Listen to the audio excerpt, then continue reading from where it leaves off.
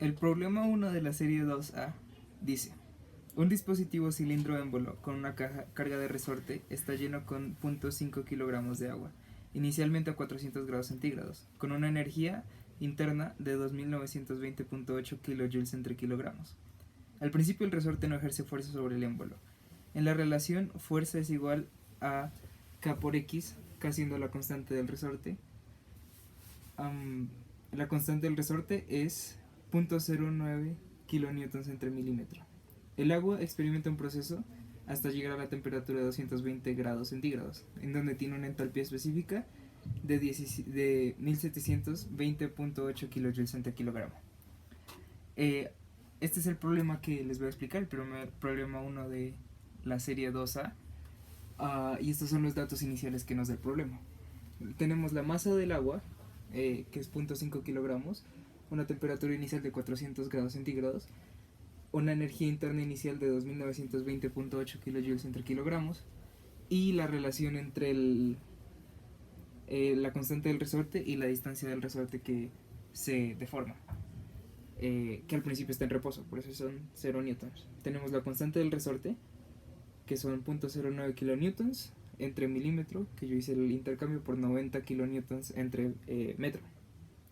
Luego tenemos la temperatura final, 220 grados centígrados, y la entalpía final, que es 1720.8 kilojoules entre kilogramo.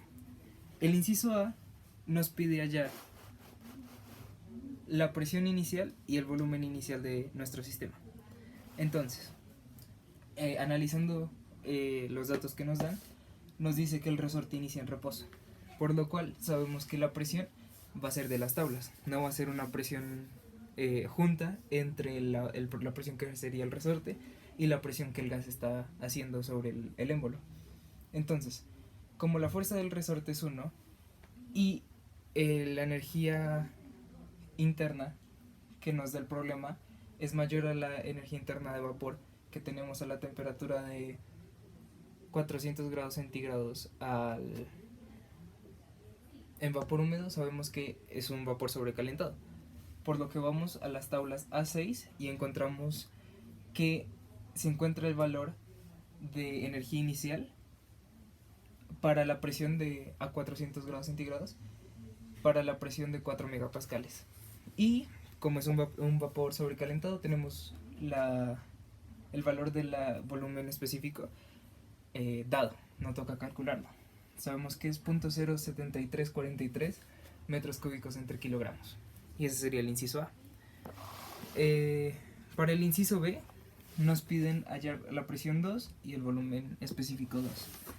Entonces, sabemos que la temperatura final es 220 grados centígrados, y a esta temperatura para un vapor húmedo sabemos que la entalpía líquida, la entalpía específica saturada para un líquido, es de 940.79 kilojoules entre kilogramo. Y sabemos que la entalpía específica para un vapor saturado a 220 grados centígrados es de 2601.3 kilojoules entre kilogramo. Viendo esto y el valor de la entalpía final que nos habían dado, que es de 1720.8 kilojoules entre kilogramos, vemos que esta entalpía está entre estos dos valores, por lo que sabemos que en el punto final va a ser un vapor húmedo.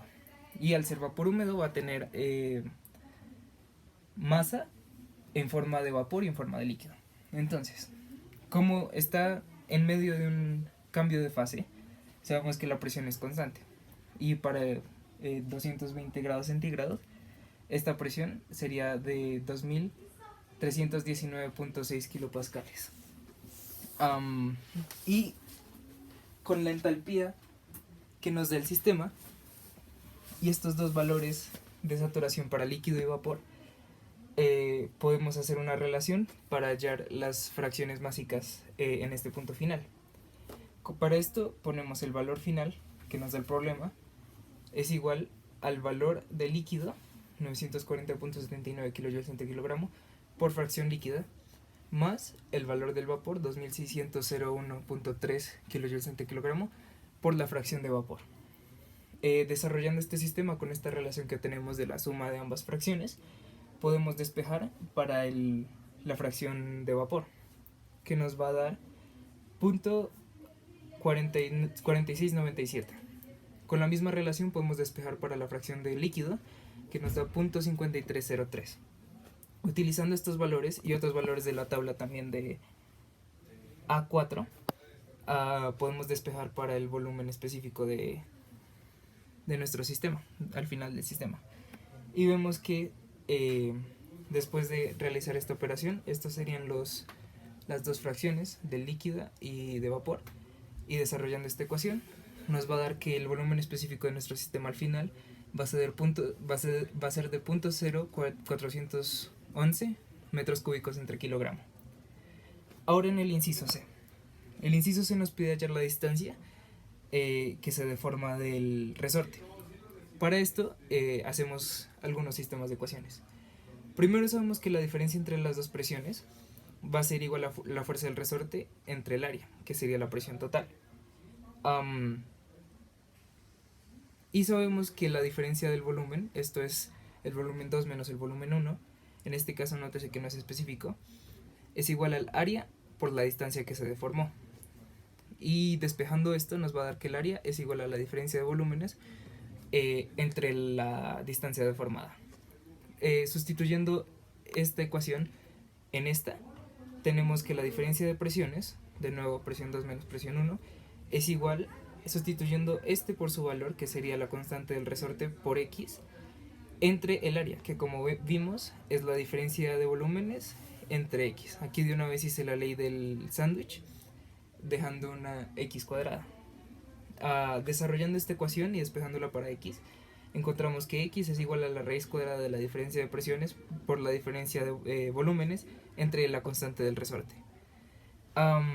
Aquí ya está con los datos del problema, o los datos que nosotros hallamos, y nos da que la raíz cuadrada de 2319.6 kilopascales menos 4000 kilopascales, que son los valores de el final de nuestro sistema menos el principio respectivamente, por 0.0411 metros cúbicos entre kilogramo menos 0.07343 metros cúbicos entre kilogramo por la masa de nuestro sistema, que es 0.5, que eso va a hacer que este volumen específico sea un volumen normal, entre 90 kilonewtons entre metro, que es la constante de nuestro resorte, nos va a dar nuestra incógnita, que sería la distancia deformada del resorte. Desarrollando esto, nos va a dar que la distancia que se deformó es 0.54938 metros, que sería la respuesta para nuestro inciso C. Finalmente el problema nos pide que hagamos un diagrama de presión contra volumen de nuestro sistema total, y helo aquí. Entonces, en el eje de las Y's tenemos la presión en kilopascales, aquí me faltó el kilopascal, y en el eje de las X tenemos el volumen específico para cada punto. Aquí tenemos la curva para 4000 kilopascales, que es nuestro vapor sobresaturado. Aquí está la línea en la que debería estar normalmente para estar dentro de la campana, y así podemos ver claramente que es sobrecalentado. Y aquí está nuestra línea para una presión de 2319.6, que es nuestro punto 2, como vimos en el inciso B. Vemos que baja como en una cierta diagonal, porque la presión no es constante, y tanto la presión como el volumen van a cambiar durante nuestro sistema. Estos son los volúmenes específicos de nuestros dos puntos, y ese sería el final del problema.